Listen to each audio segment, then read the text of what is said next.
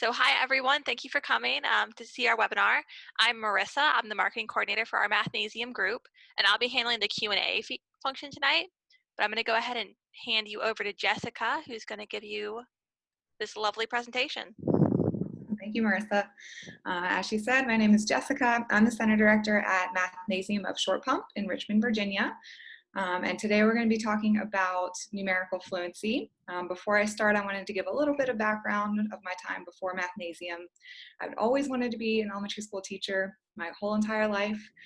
Went to JMU and got my master's in education and taught elementary school for 3 years plus a little bit of a long-term sub. So I've done first grade, second grade, fourth grade, and fifth grade with concentration in math when I did the fourth and fifth grade. So I've always had a passion for education for children, found Mathnasium, loved it, and since being at Mathnasium, I've had a specific passion for numerical fluency. The strategies we teach are just what the students really need to learn to cure their finger counting. So that's what we're going to be talking about today. What numerical fluency is, why it's important, does your child have it, and the most important part, what can you do to help your child develop it? So first, what is it? Basically, numerical fluency by definition is the ability to compose and decompose numbers easily, so flexibly, efficiently, and accurately, especially within the context of meaningful situations. Today, we're going to specifically be talking about the basic facts through 12 plus 12. All right, and why is it important? Why can't we just let our students finger count for their entire life? You can think of it as a comparison to reading. When a student is learning how to read, they are learning the phonics of the words.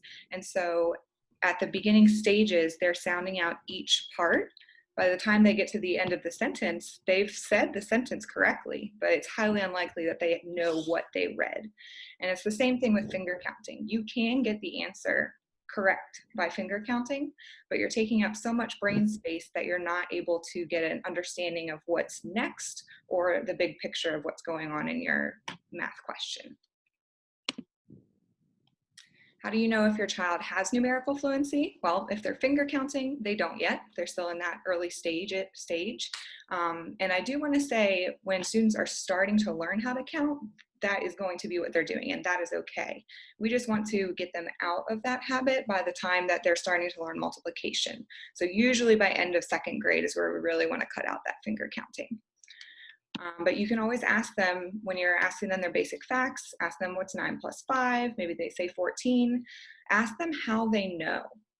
If they're, again, counting, you know that they're not numerically fluent just yet. If they say, I've just memorized, that doesn't necessarily mean that they're numerically fluent, because if they're strictly just memorizing those facts, then basically they have a knowledge bank of the sums and maybe differences from 0 to 24, and that's it. It's a limited capacity. Whereas if they can explain how to get that answer through strategies, especially the ones we're going to talk about today, they can use those strategies to help with larger numbers too and other math concepts.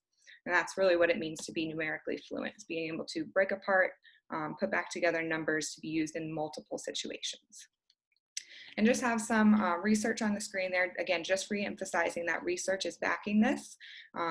Finger counting literally takes up brain space so that students aren't able to learn more complex problems. Could be multiple digit computation, subtraction, multiplication, etc., but it could also just be problem solving in general. Okay, so already to the most important part, this is really what I wanted to get at today, is how can you help your child? What can you do? So we are going to eventually get to what the strategies that Mathnasium teaches are.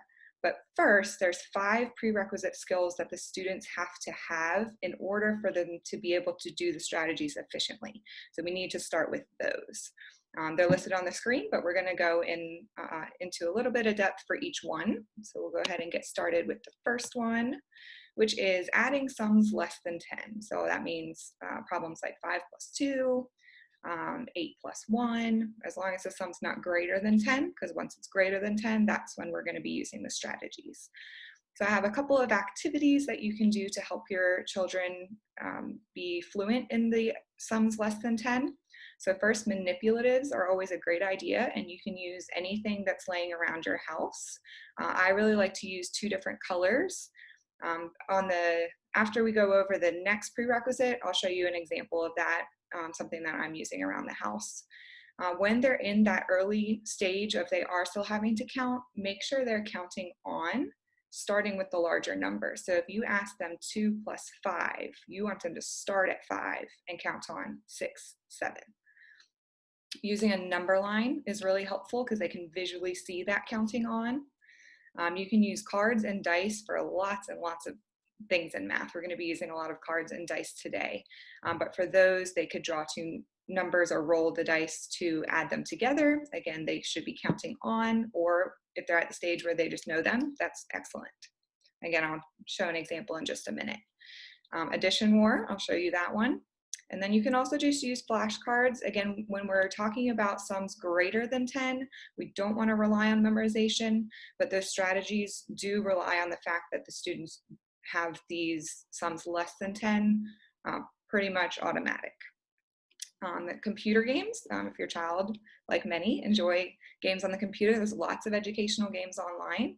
I'm going to be sending a follow-up email after today's webinar with some examples of those, but you can also just do a quick Google search. So our second prerequisite is decomposing numbers less than 10, which is the exact opposite of sums. So we're putting them together, we're breaking them apart. Remember, that's what numerical fluency is the ability to do that. So I'm going to show you a couple of activities, again, with manipulatives. I like doing the 2 different colors, dice and cards. These number bond flashcards that are on the screen is something that I'm going to be sharing in the follow-up email. And you can write your own in there, or the ones I'm sending you will already have pretty much most combinations of the sums and differences less than 10.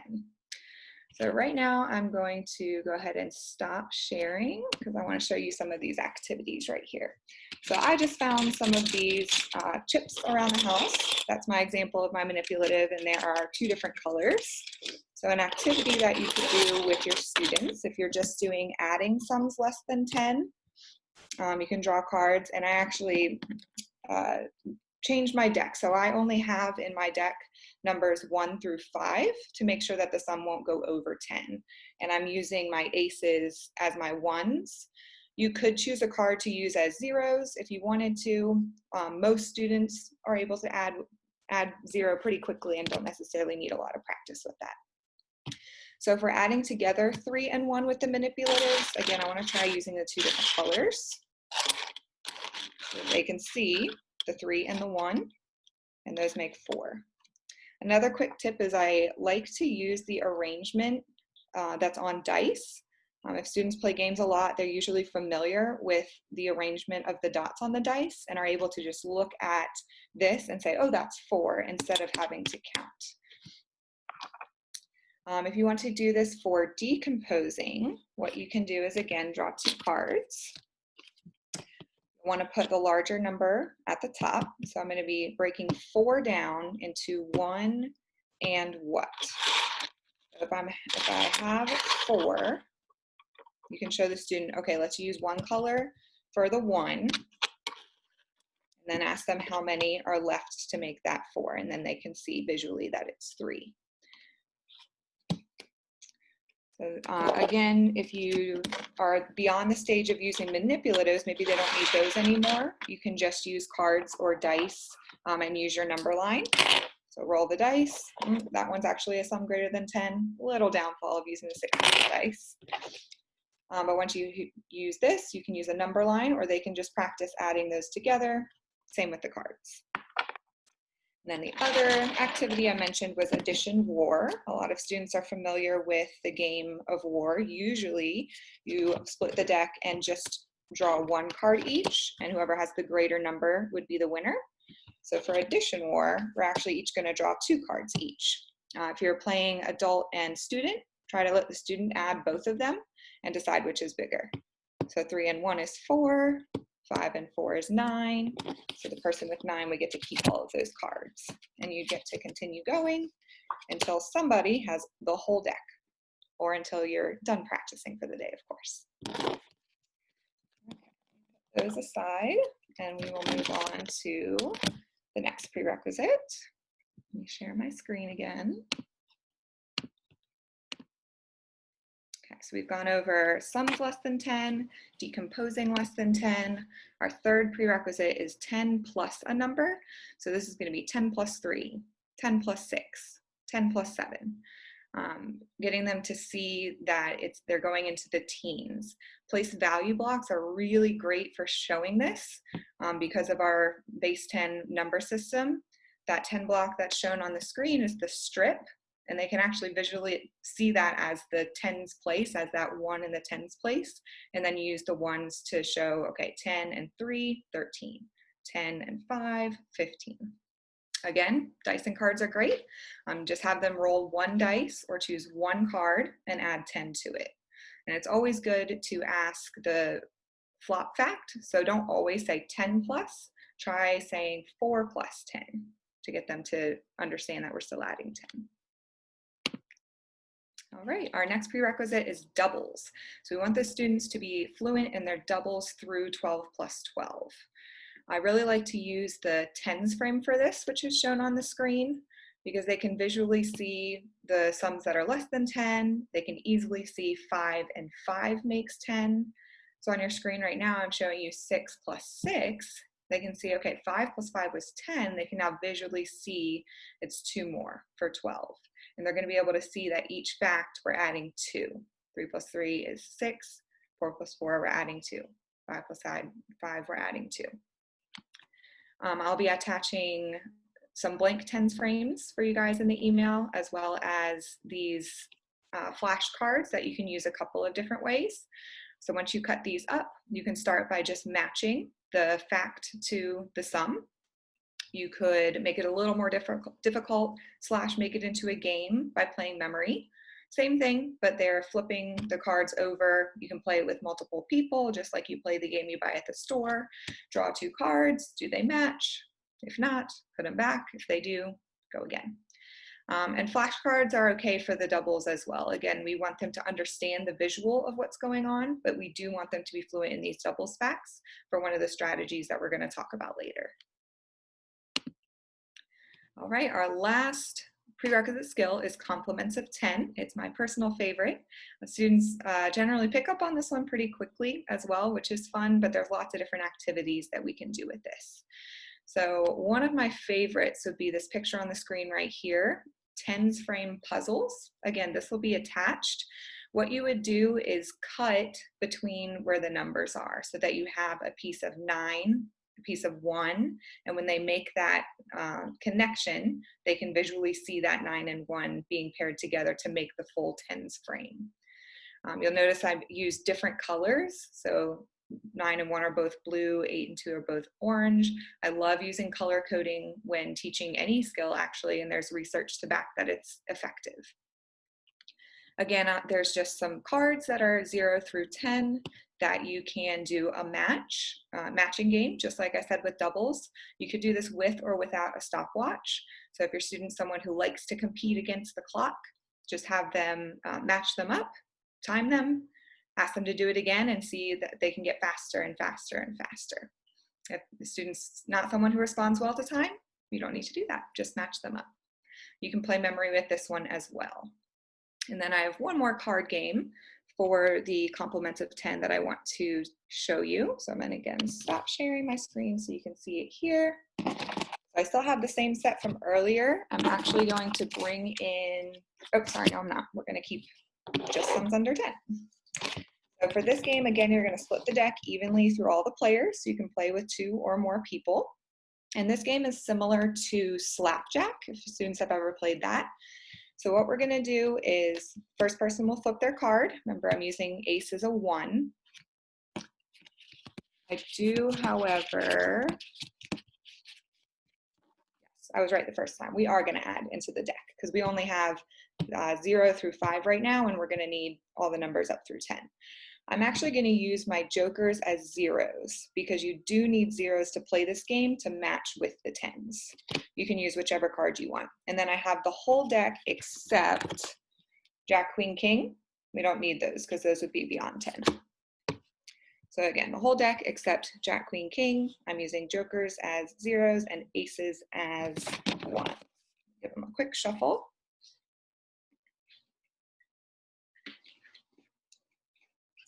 Okay, again, divide the deck between all the players. First player flips, second player will flip on top. And what we're looking for is, do the top two numbers make 10?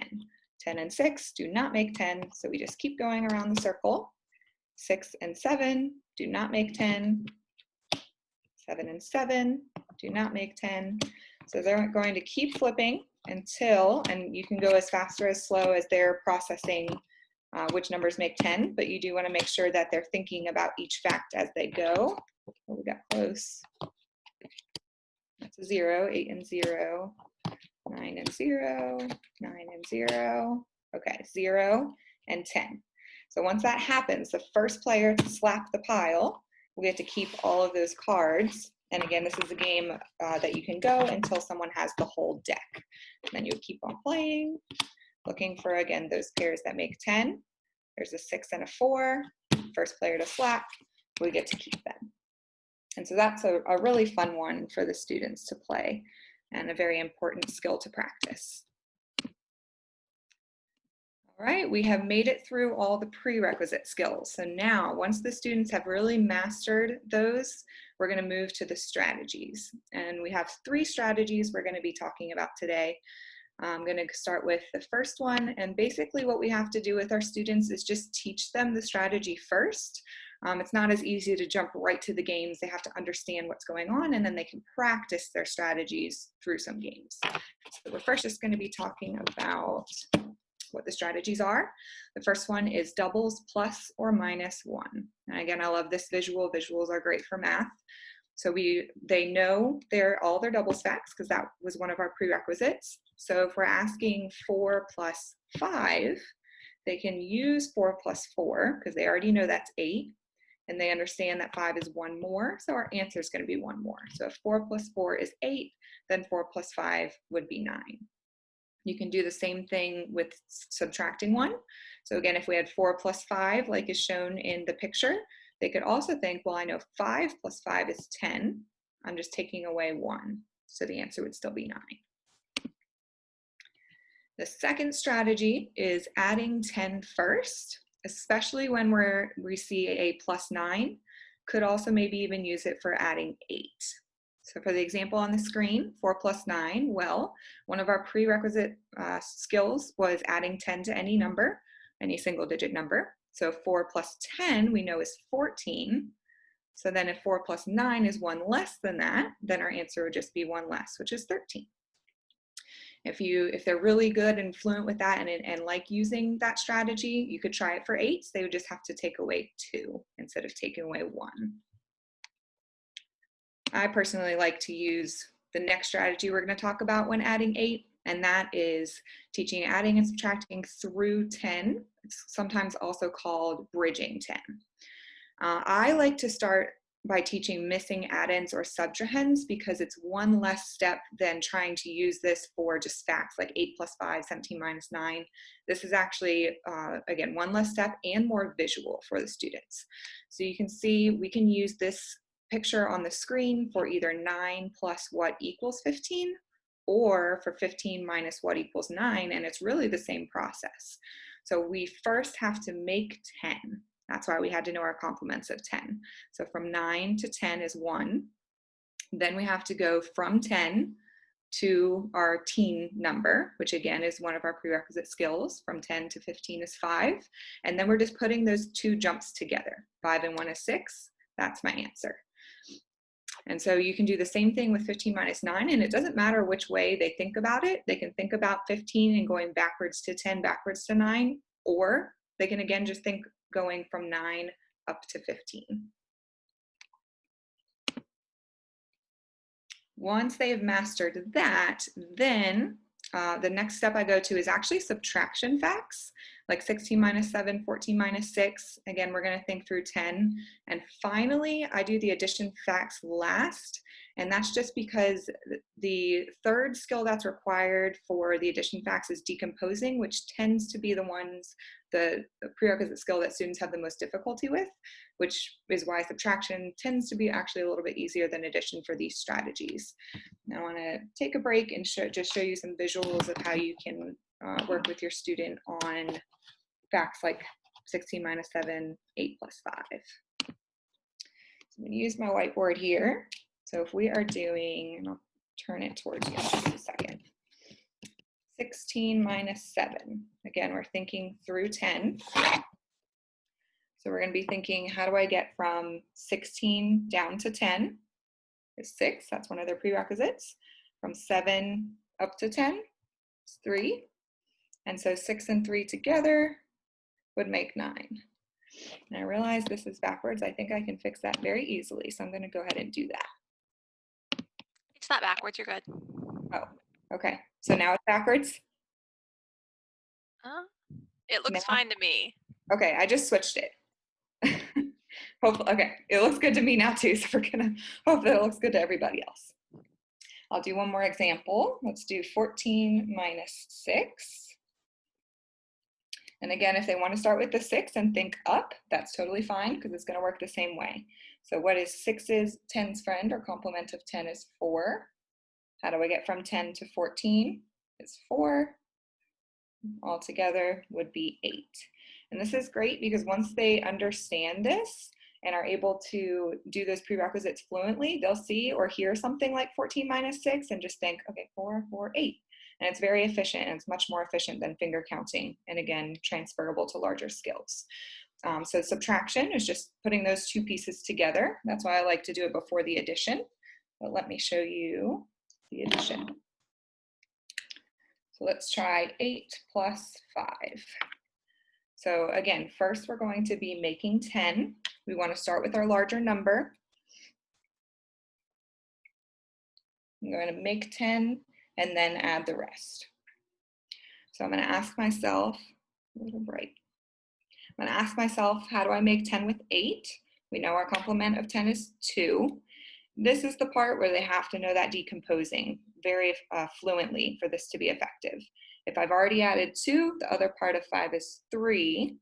And so 10 plus 3 would be 13.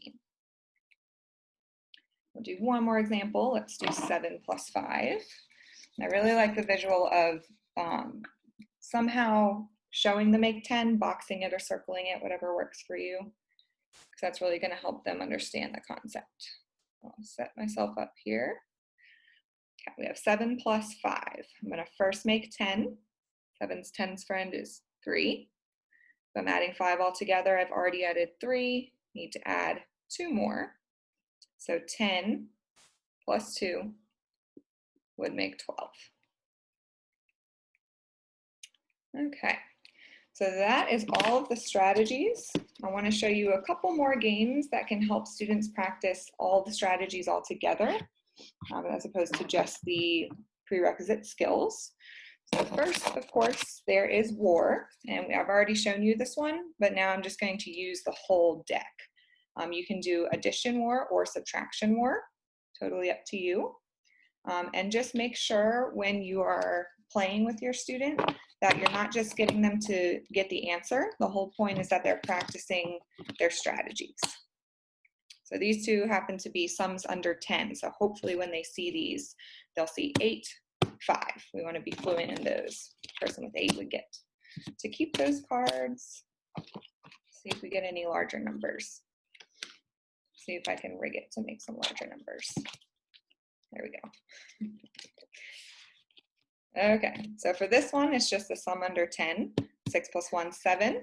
But here we have our 8 plus 5. So get them to practice saying it out loud. Maybe when they're starting the strategy, they could actually use a whiteboard or scratch paper to show the visual of what we just did. Once they get fluent with that, then have them talk about it out loud without having to write it. 8 plus 2 makes 10, plus 3 more makes 13. So 13 would be greater than 7. I want to show you another game. It's a version of tic-tac-toe. What you'll do is on the tic-tac-toe board, you'll actually put in some sums. Anything less than 24 is fine.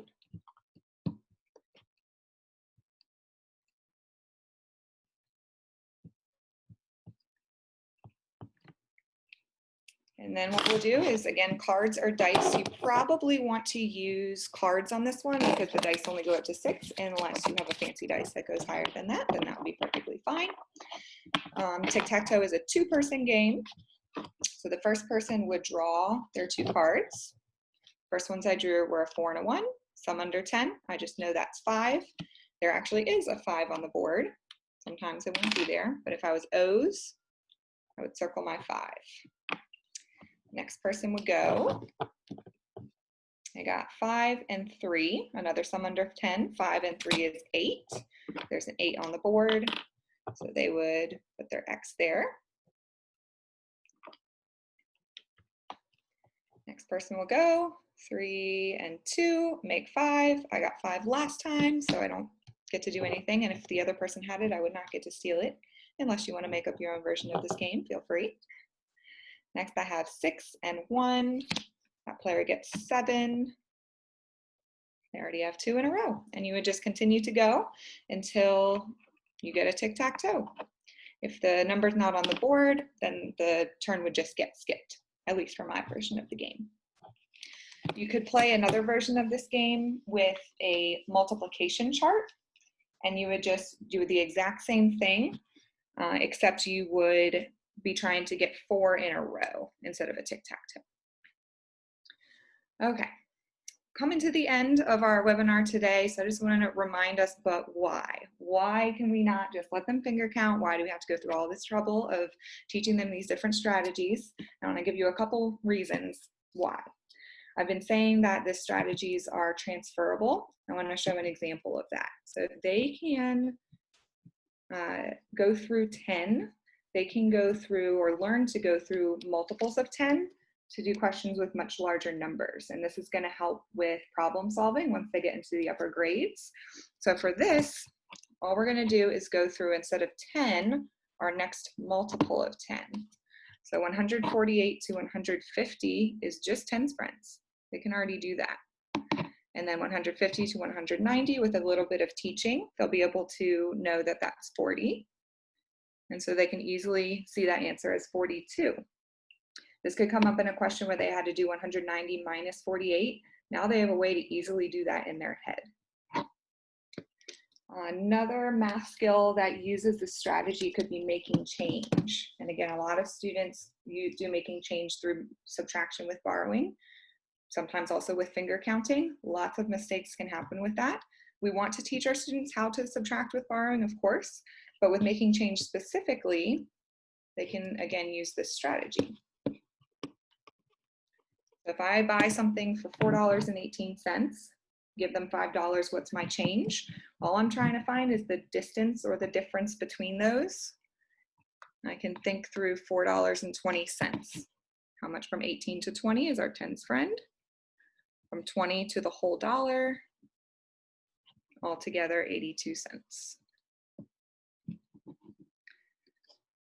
I'll bring us back to our presentation to sum it up. Final reason why is research tells us that studies have shown very strong positive correlation between numerical fluency at a young age and likelihood of success later in life. I do see that it says preschool there. They're not talking about all of these strategies being mastered in preschool. They're including a couple other pieces of number sense. But the point being, students with strong numerical fluency, number sense at a young age predicts their success in life. So we definitely want our students to have that so that they are more likely to succeed. That is all I have for you guys today. I'm happy to take any questions if there are any. Okay, so we already have 2 questions in the Q&A that I flagged to answer at the end. If anyone else has any questions, please go ahead and type them in the Q&A and we'll get to them just going down the line. So our first question is, by what grade should a student be able to do skills like these? How should they know if their student is behind with learning all of this? Okay, so I would emphasize, again, before they start learning multiplication. At Mathnasium, we have strategies for the multiplication facts as well that are rooted in these strategies for numerical fluency. And just in general, students are going to have a really hard time being able to skip count without finger counting if they're finger counting for their addition and subtraction. So generally, students start learning multiplication in 3rd grade. So by the end of a 2nd grade year, we'd want them to be fluent in the numerical fluency, and sooner is not bad. Really start working on this as soon as possible. Our whole idea at Mathnasium is starting where a student is and just helping them progress. It's not too early to start in preschool with some of the smaller facts, and then you'll be able to know when the student's getting more fluent, just move to the next step. Okay, and then our next question is, what are some good tips to help get a student to stay focused while practicing these strategies? Okay, awesome. I would say some frequent active brain breaks, especially if you're trying to do this for a span of time. Give them breaks in between. Literally, they can do jumping jacks. It actually helps their brain work better. Let me think if I have some more. The games should help because games are usually a little more engaging than just, okay, let's write it on the whiteboard. So try to incorporate games as much as possible. There are some purchasable games as well. So I showed a lot of things that are around the house, but part of the follow-up email will be some that you can purchase online. And then of course, computer games work for a lot of students. Okay. So if anyone else has any questions, go ahead and type those into the Q&A. The button for Q&A should be at the bottom of your screen if you haven't found it already. But other than that, it looks like we're about done. I'll give a minute to see if anyone has more questions. Okay. I guess I have one more tip for staying focused. It doesn't even necessarily need to be like a sit down, we're going to do math time. Try to incorporate it more into everyday life. You're in the car, ask them to practice one. You're outside for a walk, ask them to practice. Of course, you would have to teach them first, but as far as the practicing, just try to throw it throughout the day. And of course, Mathnasium's here to help. These are all the strategies that we teach. So if it's something that is giving you trouble at home, contact your local Mathnasium for sure. Okay, and I've got someone saying thank you. These are great tips. I'm glad. You're welcome. Okay, so I guess let's go ahead and call it. If anyone has any questions, feel free to type them in. But for everyone else, thank you so much for coming to hear us. I really hope that you gained a lot from this. And thank you, Jessica, for giving us all of these wonderful tips and tricks that people can use at home. Of course. Thank you guys.